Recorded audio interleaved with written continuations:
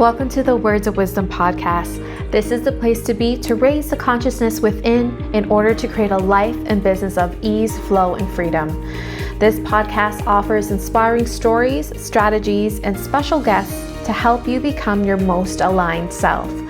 I am 𝘄𝗶𝗶𝘀, a former NBA Toronto Raptors dancer turned ICF accredited spiritual life coach, founder of Goddess of Wisdom Spiritual Life Coaching, and 𝘗𝗶𝗹𝗹 Academy Coach Training. My soul's mission is to show you the impossible is truly possible. Thank you so much for joining me here today. Let's get to awakening your soul's wisdom. Welcome back to Words of Wisdom. It's me, 𝘄𝗶𝗶𝗀. Today is a very special, bittersweet episode, as this will be my last episode for a short time, as I'll be signing off for a short mat leave. I just want to take this opportunity to thank all of my listeners, everyone who's downloaded, subscribed, shared this, tagged it, DM'd me about it, left a review.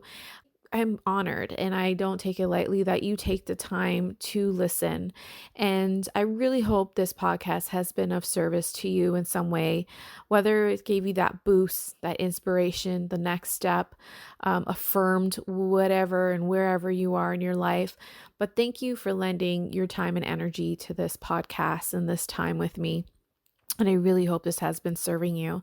So as I mentioned, I'll be taking a short mat leave as I'll be giving birth to our baby boy, our second child, in a couple of weeks, or probably when you listen to it, he may already be here.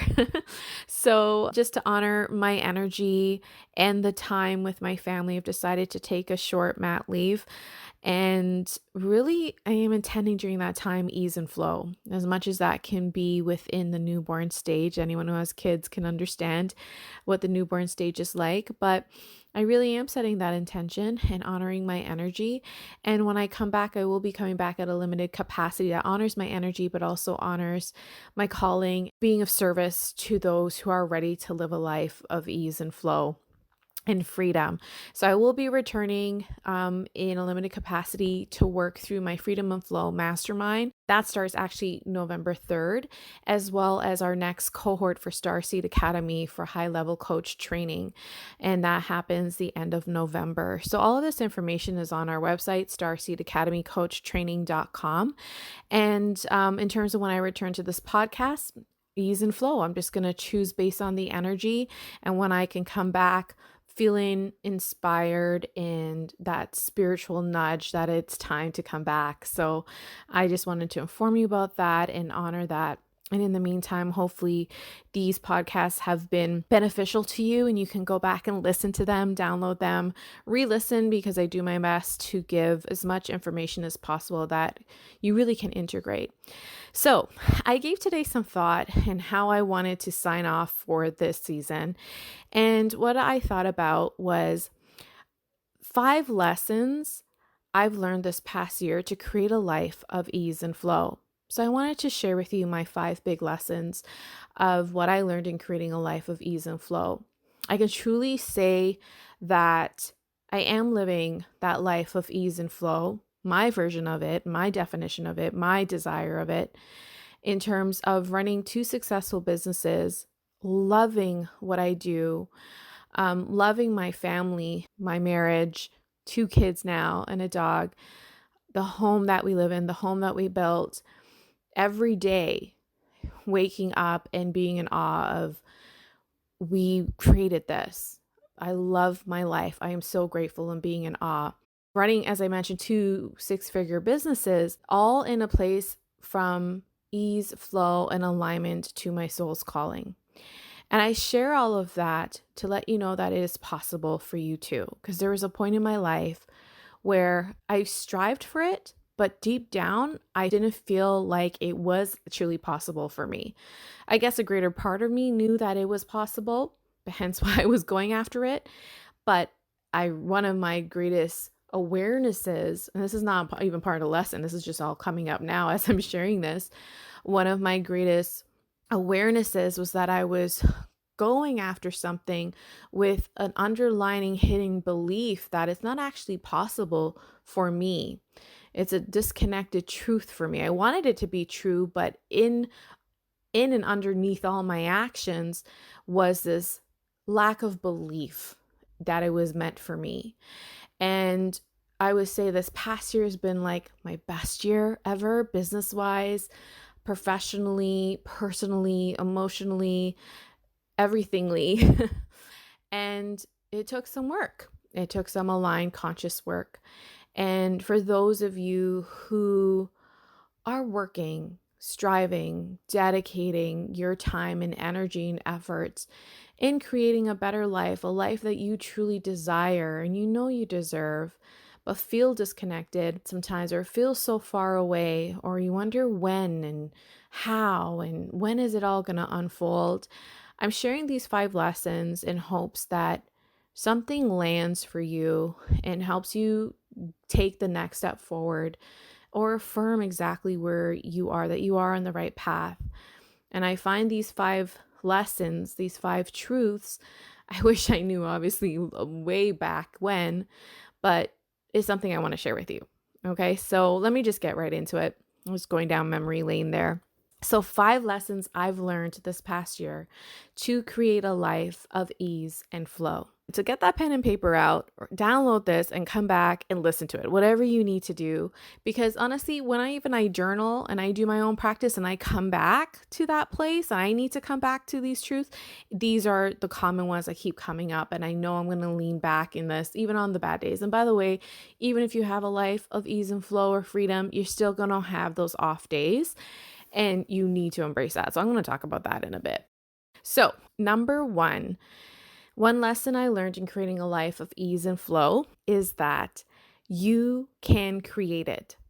You can create it. It's not something that happens outside of you or happens to you or for the lucky ones. You choose it. You need to do the conscious work to create it and believe it's already in you, as you, and meant for you. You can create this. And I mentioned this a bit in the past 2 episodes, so go back and listen to that about how creation and how we are creators. But really, this was a big lesson of really waking up to the truth that I am a creator. I can create this. I have created this life for myself. Not to say there wasn't any support, divine or physical, or there wasn't work that went into it, but we are the creators. We are the source of our creation. I used to look at people and think, wow, they're so lucky. I wish I had what they had, or I wish I had that quality or their confidence. Until I realized that this is not something they're actually born with or they were just gifted with per se. We all have gifts. We all have, innate wisdom and skills and talents that, some have to hone more than others. But the things that I was admiring about people wasn't something that was just handed to them. It was something that they worked at. They chose it. They honed it. They were committed to it. They created it within themselves, whether it's being a millionaire or a billionaire or being that power couple or having a great body, whatever it is that I had admired from afar and wanted for myself. That admiration, as I look back, had this underlining, oh, it's not for me, or it's not in me, or it's not meant for me. And I was striving and aiming for it from a place of lack, from a place of not being good enough, or from a place of why not me and why them. And when I really connected to, I can create this for myself, I am a creator, whatever it is. And when I even now look at the people I used to admire or ones perhaps I admire now, and I use that lightly too, because I used to put people on a pedestal, but I'm really conscious not to, but we're all human. You have those moments. But whoever it is that you look up to, whoever it is that you aspire to be like, whether it's Kim Kardashian in terms of her successes, whether it's Tony Robbins, whoever it is that you aspire to be, just know that they created that for themselves. And sometimes we judge people for the success that they have. We judge it to justify where we're at. But whoever it is that you judge or whoever it is that you admire, just know that that was conscious creation in their part. Whatever it is that they have, whether it's money or clients or whatever level of success it is that you think they have, all of that you want or you see in other people, that was all created within them. It's not something that was handed to them, or they wake up, or they were born with that. It took conscious work. It's a creation. And coming to that truth would then, if you apply it to you, you can create that too. Whatever it is you want, you can create it. You are a creator. So anchoring into that truth. So that's number one, you can create it. And if you're looking at your life right now, what is it that you want to create more of? How can you create more of that? How can you create that now in this moment? And to me, that truth that you are a creator, you can create anything is so empowering, because that empowers you and puts the power back in your hands versus outside of you or waiting for something to happen. Now you just have to choose consciously how you're going to create it. But end of the day, it's not magic. It's not a secret recipe. It's really quite simple. You create what you want, to create the reality you want through conscious work on your mindset, your energy, your actions, doing the inner healing, and being conscious, committed, and consistent with the work and not giving up. So the number one lesson is that you are a creator. And if you're in a place where you're questioning where you are or if it's going to happen, ask yourself, how much do you believe you are the creator? And when I remind myself the truth that I am a creator, that the creator created me and therefore lives in me, anything is possible. That's number one. Number two, the second lesson I learned to create a life of ease and flow is setbacks are redirection and an opportunity for realignment. Setbacks are redirection and an opportunity for realignment. So when setbacks happen to get to where I am, and still happens even in this life of ease and flow with 2 successful businesses, loving what I do, loving my life, having plenty of time and space, there still are setbacks. And when setbacks happen, it doesn't mean that there's something wrong with you. Often when setbacks happen, we tend to make it mean something about ourselves, often something negative or disempowering, like, I have failed, I'm not good enough, I will never make it, I'm so far behind, versus seeing it as an opportunity to redirect your actions, your approach, and realign your energy to clearing what doesn't serve you and choosing a more aligned way. So if you allow it to be so, you can either look at these setbacks as an opportunity to build yourself. You can look at it as a blessing in disguise. You can look at it as an opportunity to realign and redirect your actions, your thoughts, your energy. Or you can use it as an opportunity to feel sorry for yourself, to mean something negative about yourself, that you failed, that you're not going anywhere, that you aren't good enough, or whatever that negative, disempowering, breaking down of your own power, meaning that you have given it. So if you started looking at setbacks as redirection and an opportunity for realignment, here are some ways you might look at it. So just say you have a problem client. Perhaps you can use this as an opportunity to reassess who your ideal client is. Clarify your marketing message to make sure you are aligning to the clients who light you up. Maybe it's checking into your energy and what's bringing on these misaligned clients. It's helping you become more clear about, okay, this is actually who I really want to work with. So using the problem clients, as if you have a business, as an opportunity to reassess your energy, your message, and who you want to work with and who you're meant to work with. Maybe you have clients not paying on time or struggle to pay. Maybe this is an opportunity to strengthen your contracts, to come up with new streams of revenue, to offer new extended plans that could benefit both you and your clients.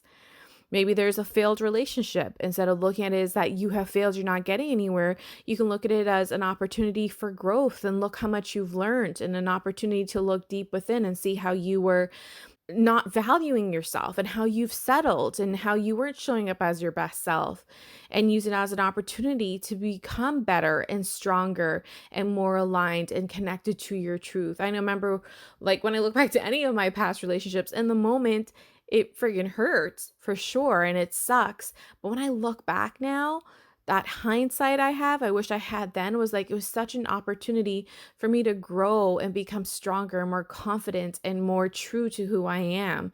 And those relationships weren't always highlighting the best of me.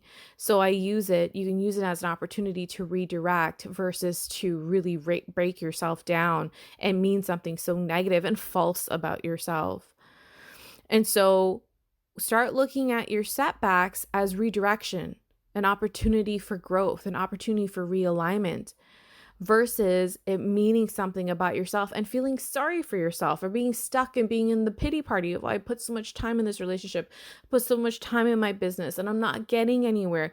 And that setback and that mindset and that point of view is actually what's going to keep you stuck and even more setback. So use that setback to set you back even more, or use it as an opportunity to redirect and realign. And start being your own cheerleader. Stop feeling sorry for yourself. Stop going into that pity party. Oh, I'm never going to get anywhere. Oh, this must mean I failed. I'm not perfect. Whatever those stories you're telling yourself is not serving you. Use these setbacks as an opportunity to redirect, realign. I'm talking from experience because I've been through this. I've been through that, that pity party for way too long. And then I still have those moments where, like feedback stings, where, even when I'm working at the next level with a mentor or taking a course, or I didn't quote unquote perform a certain way, or something didn't turn out the way I wanted it to, despite my best efforts and intention, I give myself those moments. I say, okay, 5-minute pity party, or I say, okay, tonight I'm just going to feel sorry for myself. Tomorrow when I wake up, I'm going to strap on those big girl boots and start again. And that's the mentality you need to have. I'm not saying don't feel what you feel, but just don't sit and dwell in that and allow it to mean something about you and your progress and how you move forward, because that is going to set you back even more and not move you further ahead. And stop working against yourself and believing against yourself, and start being your number one cheerleader. Do you like that rant? Because I'm really passionate about that. So that's number 2. Start looking at setbacks as redirection and realignment. Redirection into the right direction you need to go to have a better business, manage your money better, be around the right person, be in the right relationship, whatever that is, to be better in your craft. Start looking at setbacks as a blessing in disguise, and use it as an opportunity to become stronger and to become aligned to more of what it is that you want. And that's empowering. And that's going to take you further. Number 3, the third lesson I learned to create a life of ease and flow, and continuously create a life of ease and flow, is energy is everything. Now, just listen to me, because I don't know if all of you believe in energy, or you may say I do, but you don't actually apply it. Energy is everything. Even with me having 2 businesses, 2 kids, and still creating that time for myself, for my family, with my hubby, energy is everything. And it's not just, again, gonna come to you. It's something you need to create, and you need to allow your energy to take the lead. Okay. And it takes practice. And no matter how big the goal is, no matter how many to-do lists you have or things on your to-do lists there are, no matter how much you want, no matter how much more you're creating, energy comes first. And that's what I have learned. It's easy to put all the to-dos and tangibles and all of the actions before energy. It's easy to feel like you don't have enough time. There's so much to do. You have to keep going.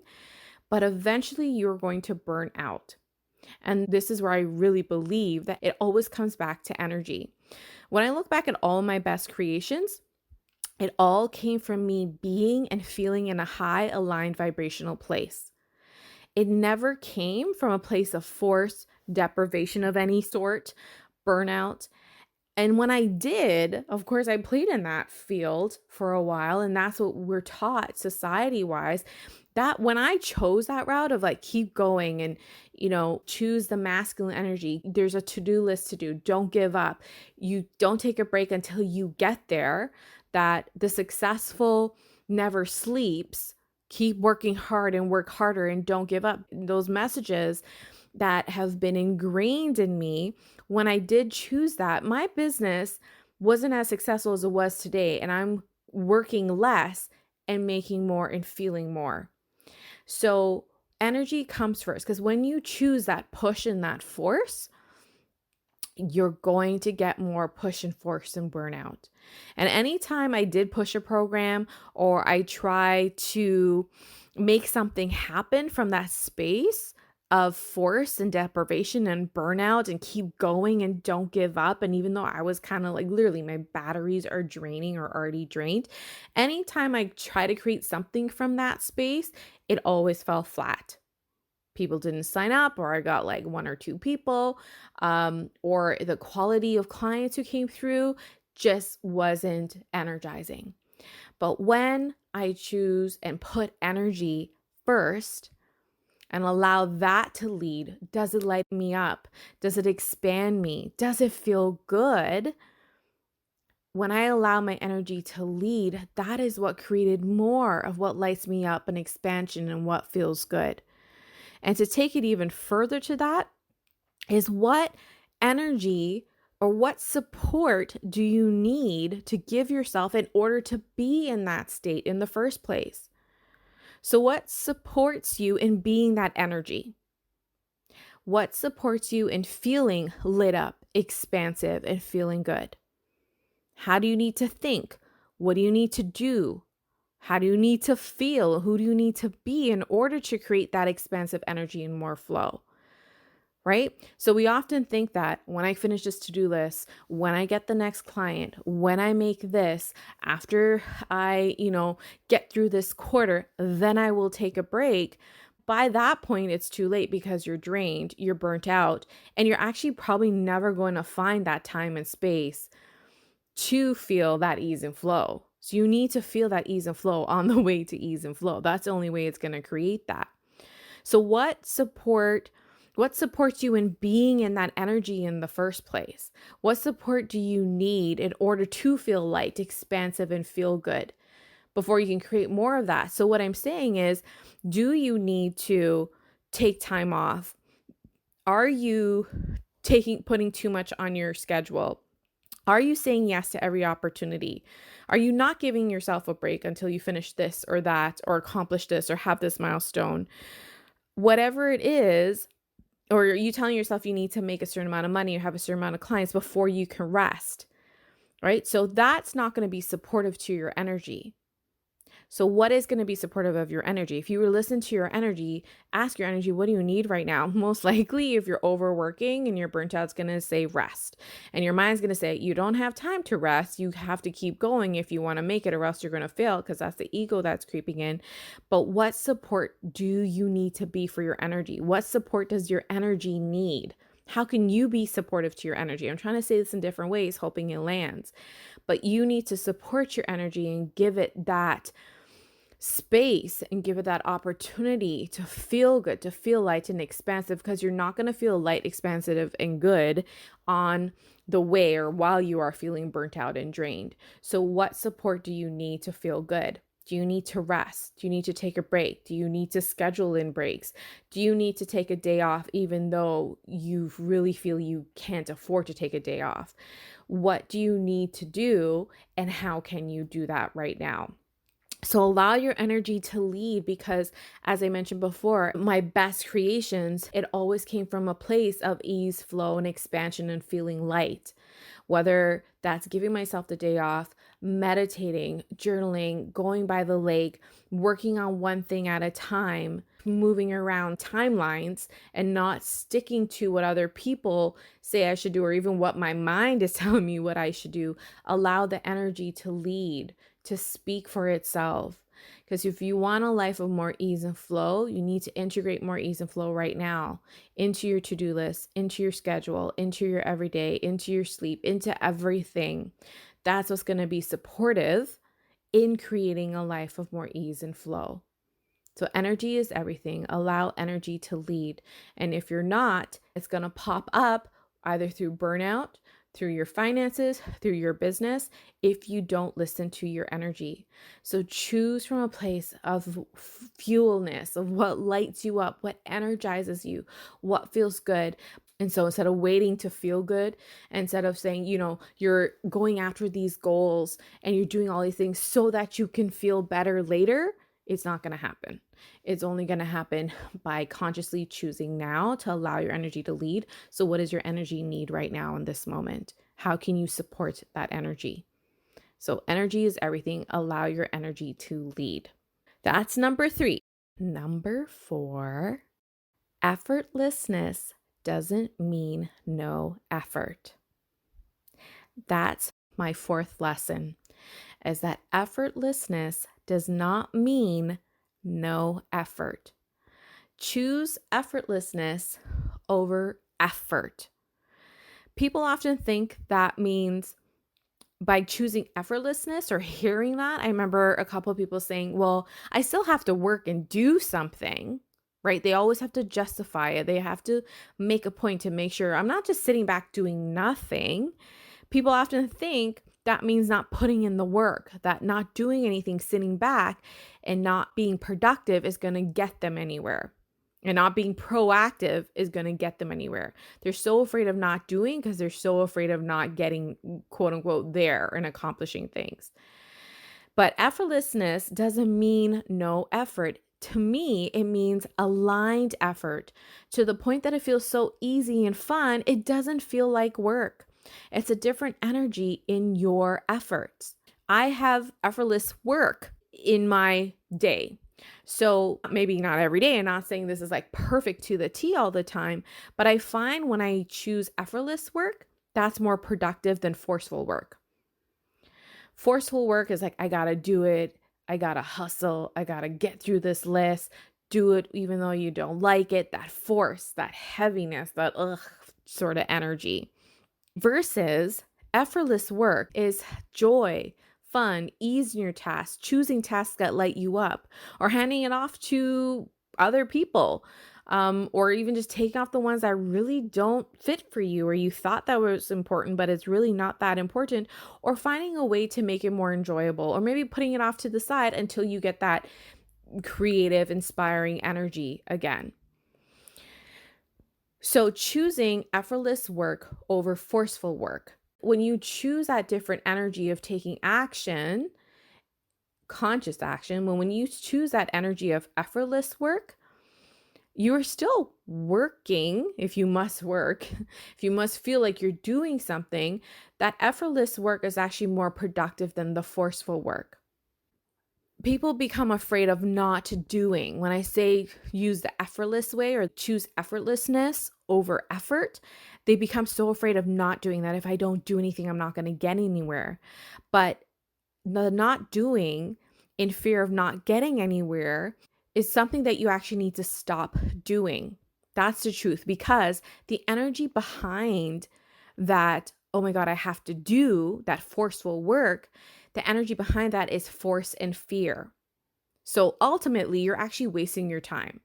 Choosing forceful work and just doing the work because you have to get there is actually going to be a more waste of a time than effortless work. Than actually, even if effortless means not doing at all. And I'm not talking about being lazy or putting your feet up and be like, come on, universe, just put it on my lap, just hand it to me. Like, I've done enough work. That's also ego. That's also fear-based messaging there. And that's not what I'm saying. Effortless work means choosing work from doing and acting from a more aligned, trusting, easy, flowy, energized, expansive space.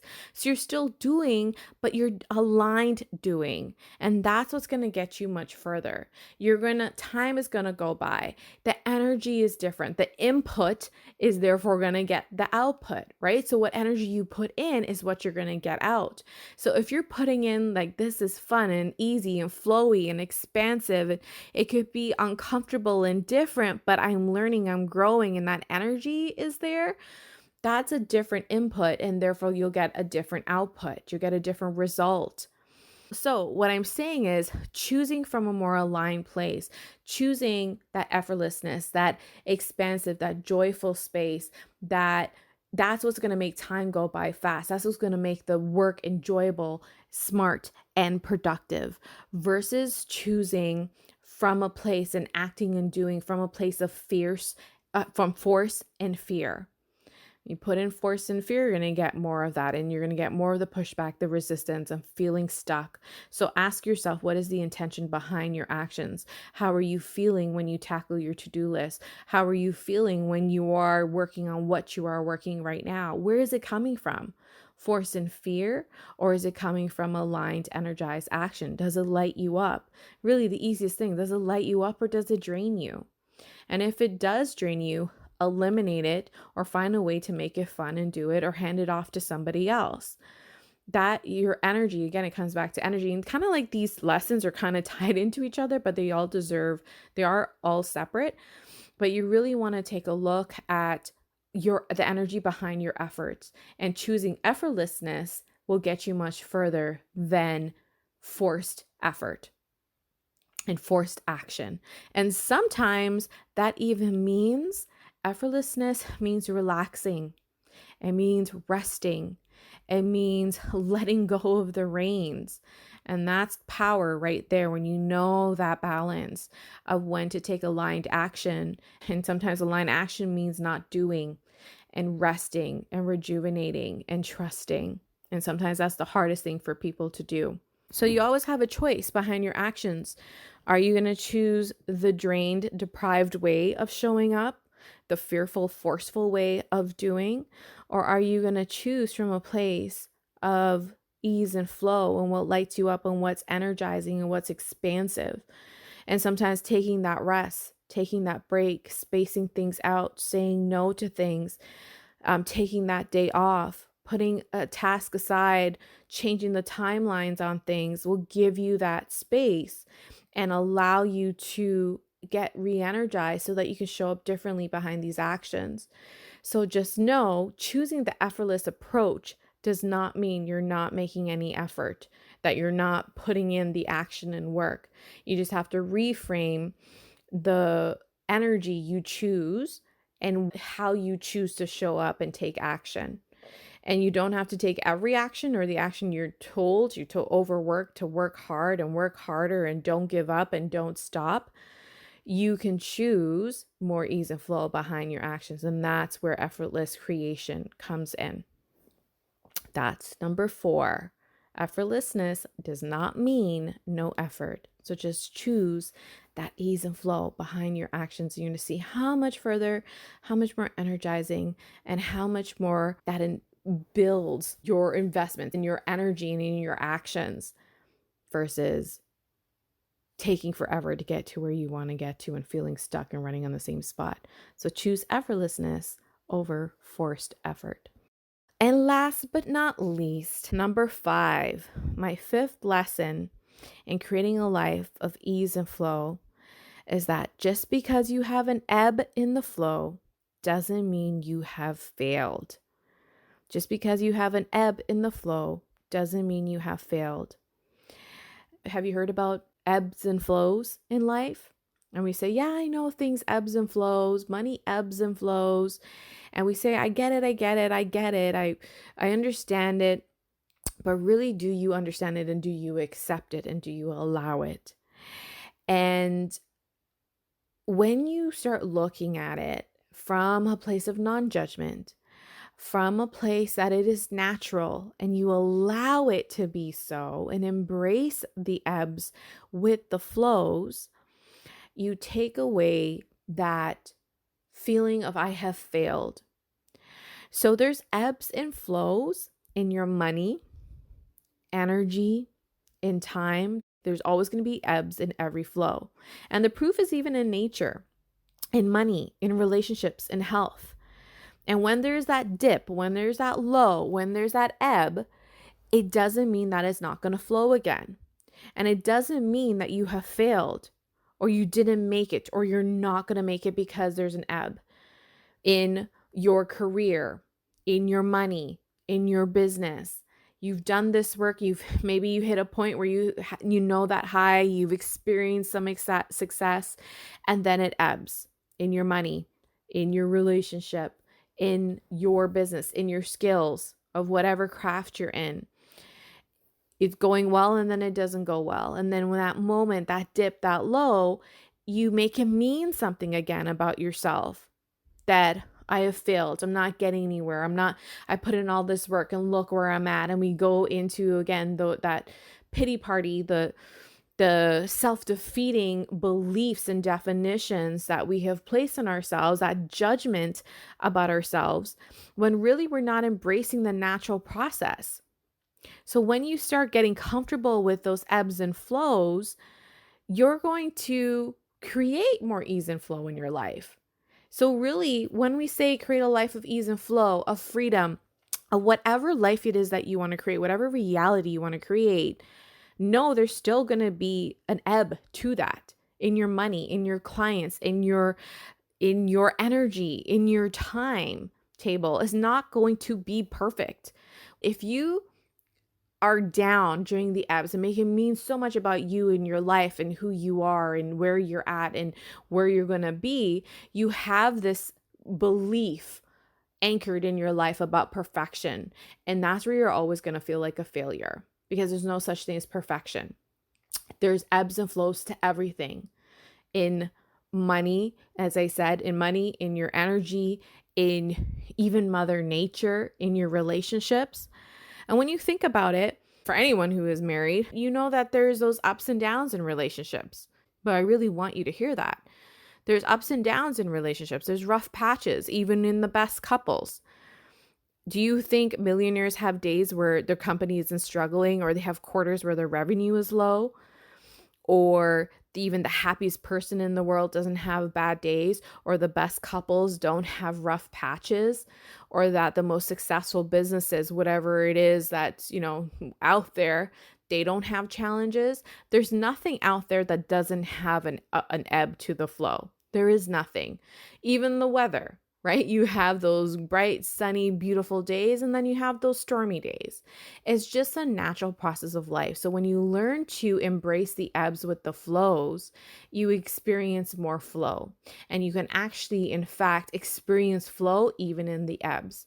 And one thing that gets me through those ebbs in life, in business, in energy, is knowing that it will flow again. And also having some tools, and also using it as an opportunity to redirect, realign, or even use it as an opportunity to grow, and knowing that it's going to flow again, and having things you can turn to as well. So if my energy is low, then I know, okay, I need to take a break. Okay, I haven't been nurturing myself in the past little while. I'm going to take this break, even though it's really hard. I need to take a few days off.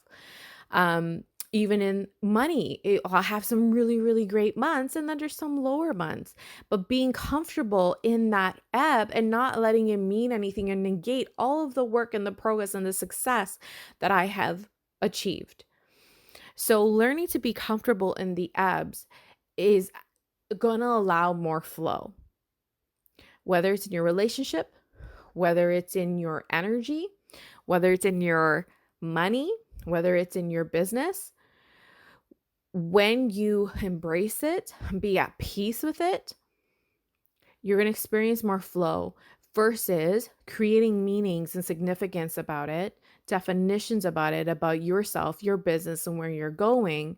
That's actually going to keep you stuck and actually break you down and break down what you've worked versus continue building it up. And again, even in those moments, you can use it as a reflective moment. You can use it as a moment to redirect. You can use it as, okay, how can I deal with this differently? What could I do differently? So maybe I experience less ebbs, or what can I do to ride out this ebb and to feel more flow again? Or even just a reminder that I know it's going to come. My energy is going to get rejuvenated. My business is going to be rejuvenated. My clients, my money, whatever it is going to be rejuvenated. For every dip, there's going to be another high. And for every high, it's going to dip again. And that's okay. So being at peace with the natural process of ebbs and flows and not having that expectation that it's just high all the time, that it's climbing the charts all the time, because you're setting yourself up for failure. You're setting yourself up for expectations that you cannot reach and maintain. There's no one out there who can maintain the flow all the time. It's natural process to ebb and flow. You need to rest. You need to rejuvenate. Sometimes you get a little sick and you need to take care of your body. You're not going to be on all the time. It's not always going to be high. It's not always going to be the bells and whistles. No matter where you are in life and no matter what it is you're trying to create, there's always going to be an ebb to the flow. So take out that perfection, take out that expectation, and start embracing the ebbs with the flows so that you experience more flow and you can actually feel comfortable even within the ebbs, and you can even flow during the times of the ebbs. And to me, that's very freeing, that's relaxing, and I feel more at ease knowing that, especially knowing that ebbs don't last forever. They always say the rain doesn't last forever, and after the rain is the rainbow. So those are my 5 lessons for the past year that I really keep coming back to. So to recap, the lessons I've learned to create a life of ease and flow is, number 1, knowing that I can create it. It's something that I create. It's not something that happens to me or for me. The life that I want of ease and flow is something I create. Number 2, setbacks are redirection and an opportunity for realignment. Number 3, energy is everything. Allow energy to lead. Allow what feels good, what feels light, what feels expansive, what feels energizing to direct my actions, direct my thoughts, to direct my decisions, and give myself that supportive space to create more lightness and goodness and energizing feelings so that I can take action from that space. And so that means taking the rest, taking the breaks, doing whatever you need to do to be supportive to your energy, to create more of that light, good, energizing, expansive feeling. And number 4 is effortlessness doesn't mean no effort. So choosing that joyful, that fun, that ease and flow, what feels fun, what feels light in your efforts versus the forceful, draining, fearful way behind your actions, effortlessness is going to get you further than the forceful actions, forceful effort. So effortlessness does not mean no effort. It just means you're creating more ease and flow in your life when you choose effortlessness versus forced effort. And last but not least, just because there's an ebb in your flow, it doesn't mean you have failed. Start embracing the ebbs with the flows and know it's a natural process. And don't make it mean anything about who you are, where you are, and where you are going. If you're going to make it mean anything, make it mean that you are a creator, that you will never give up, that you are unstoppable, that you are learning from it, you are growing, you are expanding, and that you are on a process and you're never going to give up, and that you're on the right track. Allow it to mean something that is empowering, that is supportive, and that's going to build you and not break you. So I really hope you enjoyed these 5 lessons of creating a life of ease and flow. I'm curious to know which one really spoke to you and which one you're going to integrate today. And as I mentioned, I'll be signing off for a while. I'm not sure when I will be back. I'll come back when it feels easy and flowy, when it feels aligned, because I want to be of the best service to you and to my clients and to myself as well. So I'm really going to honor that energy, but I know I will be back. But in the meantime, you have plenty of episodes to listen to. You can follow me on Instagram at Goddess of Wisdom Coach. And as I mentioned, there's 2 opportunities to work with me come November 2021. And number one is through the Freedom and Flow Mastermind, where you can consciously create, live a sustainable life of freedom and flow by mastering your mindset, energy, and strategy.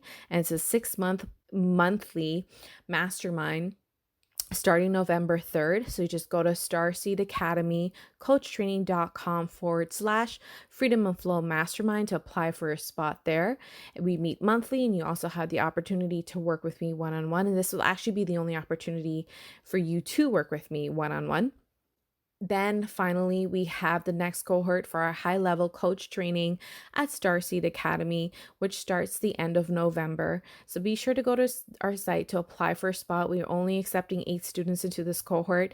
We finished our first cohort, and the growth that happened in just 3 months is amazing. And I'm so proud of my students there. So if you're looking to become a high-level spiritual coach, then our Starseed Academy training is for you, where we work on the personal development, we work on becoming a transformational coach, and we also work on building your business and creating a successful, profitable business from a conscious approach. So if you're interested, visit starseedacademycoachtraining.com and apply for a spot. Thank you so much again for listening. Sending you all so much love and light, and I look forward to connecting with you again.